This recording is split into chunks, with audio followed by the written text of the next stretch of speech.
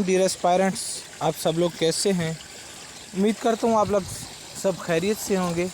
आज हम इडियम्स की नई क्लास के साथ हाज़िर हैं, एक नए लेक्चर के साथ। बहुत से इडियम्स हमने कवर कर लिए हैं। इस सेशन में हमारी कोशिश है कि इन 10-15 वीडियोज़ में जितने भी इम्पोर्टेंट इडियम्स हैं, जो जितने भी पाकिस्तान के कम्पिटिटिव एग्ज़ाम्स में आते हैं, उनको हम कवर करें। ऑलरेडी बहुत से हम कर चुके हैं और ये सीरीज़ कुछ दिन चलेगी। इसके बाद ये मैं दावा करता हूँ कि जितने भी इम्पोर्टेंट यहाँ पर इडियम्स मैं कराऊँगा वो ऐसे इडियम्स होंगे कि जो पाकिस्तान के तमाम इम्पोर्टेंट एग्ज़ाम्स में आएंगे और वो ऑलरेडी आ भी चुके हैं, उनमें से कोई भी मिस नहीं होगा। तो इस एक प्लेटफॉर्म पे आपको तमाम चीज़ें इंशाल्लाह मिलेंगी। तो चलिए आज का लेक्चर स्टार्ट करते हैं। पहला इंग्लिश इडियम हमारे पास आज का है the icing on the cake. The icing on the cake. Cake क्या है? एक वंडरफुल चीज़ है, एक अच्छी चीज़ है। केक हर किसी को पसंद है। उसके ऊपर जो आइसिंग होती है, जो उसके ऊपर जो क्रीम वगैरह लगाई जाती है, तो वो उसके मज़े को और ज़्यादा बढ़ा देती है। तो जब आप ऑलरेडी एक एडवांटेज पॉइंट पे हो और कोई चीज़ एक्सी आ जाए, कोई ऐसा काम हो जाए, कोई ऐसी एक्स्ट्रा चीज़ आ जाए जो उसको मज़े को उस चीज़ को एडवांटेज और बढ़ा दे, तो उसे कहते हैं icing on the cake. Take it और लीव इट। अगला इडियम है टेक इट और leave it, either to accept or reject. क्या आपके पास दो ऑप्शन है, या तो आप इसे एक्सेप्ट करें या रिजेक्ट करें, तो उसे हम क्या कहते हैं? टेक इट और leave it. One step at a time.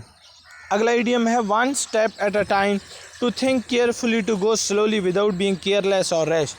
One step at a time का मतलब यह है कि बिल्कुल आहिस्ता से आप कोई भी काम कर रहे हैं, उसको बड़े ध्यान के साथ, बड़े तौर तरीके के साथ सोच समझ के करें, तो उसे कहते हैं one step at a time.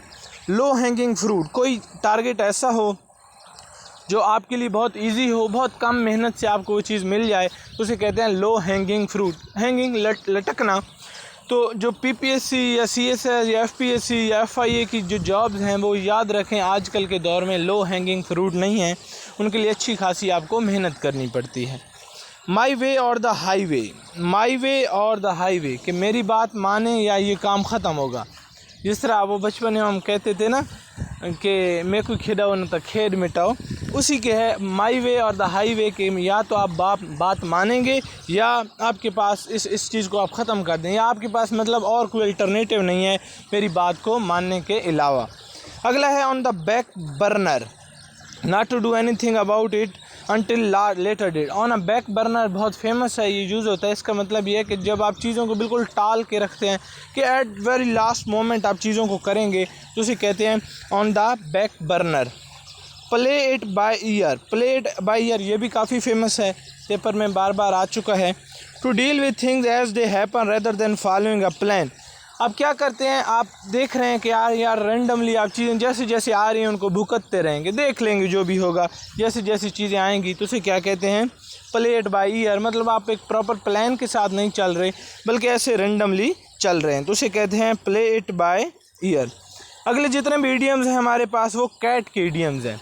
अब मैंने कोशिश की है कि तमाम इडियम्स जो एक तरह के हैं उनको एक जगह पर इकट्ठा किया जाए ताकि वो आपको याद करने में आसानी हो। तो पहला इडियम है फैट कैट। किसी को आप जब फैट कैट कहते हैं, उसका क्या मतलब है? बहुत ज़्यादा तनख्वाह लेने वाला जो बंदा होता है, उसे क्या कहते हैं? Fat cat. जब आप कोई कंपनी में एक मुलाजिम रखते हैं और वो बहुत ज़्यादा उसको आप पे करते हैं, तो उसे कहते हैं फ़लाँ जो मैनेजर है इज़ अ फैट कैट, मतलब वो उसकी बहुत ज़्यादा पे है।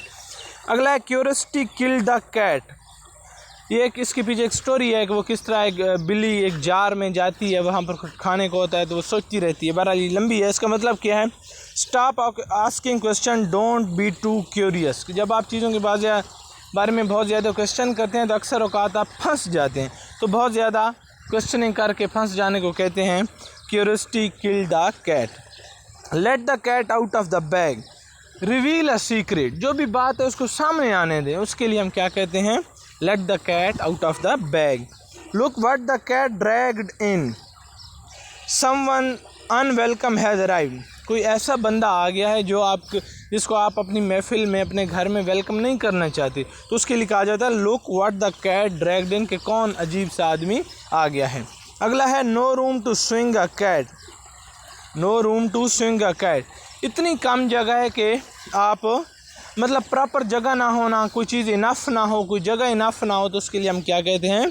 No room to swing a cat, कि आप कैट को ऐसे घुमा भी नहीं सकती, इतनी कम जगह है। The cat is out of the bag का क्या मतलब है कि जो सीक्रेट है वो रिवील हो चुका है, जो बात है वो सामने आ चुकी है। ये उसके साथ का ही है जो ऊपर आ चुका है। Fight like cat and dog, fight like cat and dog, बहुत ज़्यादा आपस में कंटिन्यूसली आर्ग्यू करना, लड़ते रहना या हर वक्त लड़ते रहना, उसको हम कहते हैं कि fight like cat and dog. Rain cats and dog, जब बहुत ज़्यादा बारिश होती है तो उसे हम क्या कहते हैं, जब रेंडमली बहुत ज़्यादा बारिश स्टार्ट हो जाती है तो उसके लिए वर्ड यूज़ किया जाता है rain cats and dogs. Who is she the cats mother, ये भी एक इडियम है। इसका मतलब है why does she have such a high opinion of her self, कि वो कौन है। Who is she is the cats mother, जो बंदा अपने बारे में बहुत ज़्यादा आप ख्यालात रखता है, बहुत ज़्यादा आप कह सकते हैं इसको मगरूर होता है, उसके लिए ये इडियम यूज़ किया जाता है। Not have a cat in hell's chance, जब कोई भी चांस नहीं होती किसी काम का, कोई भी पॉसिबिलिटी नहीं होती, तो उसके लिए हम कहते हैं कि फ़लाँ जो काम है उसका not have a cat in hell's chance, उसका कोई चांस नहीं है। अगले जो इडियम्स हैं वो डॉग की इडियम्स हैं। तो इस तरह से आपको याद करने में आसानी होगी, क्योंकि एक ही तरह के MCQs एक ही जगह पर आ रहे हैं, और ये तमाम वो MCQs हैं जो पेपर में बार बार आ चुके हैं और जो पीछे भी मैं करा चुका हूँ। आप मेरी टाइमलाइन देख सकते हैं, हम ऑलरेडी 6-7 लेक्चर इडियम्स के कर चुके हैं, एक सीरीज़ चल रही है, तो आप उनको भी देख सकते हैं। Dog eat dog, dog eat dog, जब बहुत ज़्यादा मुकाबला होता है, याद रखें कम्पिटिटिव एग्ज़ाम में बहुत ज़्यादा मुकाबला होता है, आपको एक पॉइंट्स भी स्कोर करने होते हैं, एक एक MCQs, एक एक इडियम आपका कीमती है, क्योंकि वो इडियम आपको एक नंबर दिलवाएगा, वो नंबर आपकी सिलेक्शन कराएगा, तो आपने इस पर ध्यान रखना है। तो डॉग ईट डॉग का क्या मतलब है, इंटेंसली कम्पिटिटिव, जब बहुत ज़्यादा मुकाबला हो किसी चीज़ का, वहाँ पर कहा जाता है dog eat dog.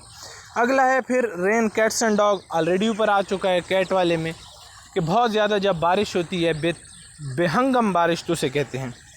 Dog and pony show, इसका मतलब है जब मार्केटिंग वगैरह में जब बहुत ज़्यादा चीज़ों को नुमाइश की जाती है, चीज़ें का उसकी रिप्रेजेंटेशन की जाती है, तो उसको कहा जाता है कि डॉग एंड पोनी शो। बाद का शादियों पे भी आप देखते हैं बहुत ज़्यादा नमूद नुमाइश पे ख़र्चा किया जाता है, तो वो डॉग एंड पोनी शो कहलाता है। Fight like cat and dog, ये भी ऊपर आ चुका है। The tail that wags the dog, a small part of something that control the whole thing. अब देखते हैं जो डॉग है उसकी जो दुम है, कुत्ते की जो दुम है वो उसका बैलेंस का काम करती है, वो भाग रहा है, वो मोड़, जब भागती है वो मोड़ निकालता है, ये उसका बैलेंस है। तो टेल दैट वैग द डॉग का क्या मतलब है, जब छोटी सी कोई ऐसा पार्ट जो तमाम चीज़ों को कंट्रोल कर रहा हो, तमाम प्रोसेस को कंट्रोल कर रहा हो, तो उसे कहते हैं tail that wags the dog. Every man and his dog, many people, बहुत ज़्यादा लोग जब कि कहीं पर मौजूद हों या आ गए हों, तो उसके लिए कहते हैं every man and his dog. Go to the dog, जब आप बिल्कुल तबाह बर्बाद हो जाएं तो उसके लिए वर्ड यूज़ किया जाता है गो टू द डॉग्स, आप बिल्कुल तबाह हो चुके हैं। Have a dog in the hunt, to support a certain person in a competition. Have a dog in the hunt का क्या मतलब है, जब आप एक सर्टन बंदे को कोई मुकाबला हो रहा है तो आप एक साइड लेते हैं, एक बंदे को सपोर्ट करते हैं, तो उसे क्या कहते हैं, to have a dog in the hunt. Puppy dog eyes, अब बेगिंग लोग, पप्पी डॉग छोटा पप्पी होता है, उसकी आंखें ऐसे लग रहा था जैसे कोई चीज़ मांग रहा है, मासूम सी होती हैं, तो उसके लिए यूज़ होता है पप्पी डॉग्स आई। बिल्कुल बेगिंग लोग, आप जब कोई चीज़ मांगने की तरह लग रहे हो उसको कहते हैं puppy dog eyes. My dogs are barking का क्या मतलब है, my feet hurt, my dogs are barking my feet hurt, जब आपके पाँव दर्द कर रहे हो तो उसके लिए एक इडियम यूज़ किया जाता है माई डॉग्स आर बार्किंग। अगले हैं बर्ड्स के बारे में। बर्ड्स के idiom a home bird, a home bird ऐसा बंदा जो ज़्यादातर टाइम घर पे गुजारना चाहता है और जो फैमिली को ज़्यादा टाइम देता है और जो ज़्यादा सोशलाइजेशन है वो नहीं करता। स्वैन सॉन्ग, ये काफ़ी फेमस है, बार बार रिपीट होता है पेपर में। स्वैन सॉन्ग का मतलब होता है लास्ट या फाइनल अपीयरेंस, कोई बॉलर है उसका आखिरी मैच है, वो बेहतरीन परफॉर्मेंस दिखाने की कोशिश करता है, वो उसका स्वैन सॉन्ग है। कोई भी जब आपकी लास्ट अपीयरेंस होती है वो आपका स्वैन सॉन्ग है। बर्ड्स आई व्यू, बर्ड क्या करता है, ऊपर से गुजरता जाता है तो चीज़ों को सरसरी देखता है, तो बर्ड आई व्यू का क्या मतलब है, चीज़ों को सरसरी देखना। Kill two bird with one stone, जब आप एक चीज़ से दो शिकार कर लें, एक तीर से दो शिकार एक काम से दो काम आपके बन जाएं तो उसे कहते हैं kill two birds with one stone. Fox in the hen house, someone who cause trouble, ऐसा बंदा जो ट्रबल काज करे तो उसको कहते हैं fox in the hen house. ज़ाहिर है मुर्गियों का घर है, वहाँ पर कोई लूमड़ आ जाता है तो वहाँ पर हर तरह हलचल मच जाएगी, उसके लिए यूज़ होता है fox in the hen house. A little bird told me, जब आप बताना नहीं चाहते, कोई बात आपको पता चली है और आपसे पूछा जाता है कि आपने ये बात कहाँ से मालूम की है, लेकिन आप बताना नहीं चाहते तो आप तब क्या कहते हैं? A little bird told me, तो मतलब किसी परिंदे ने मुझे बताया है।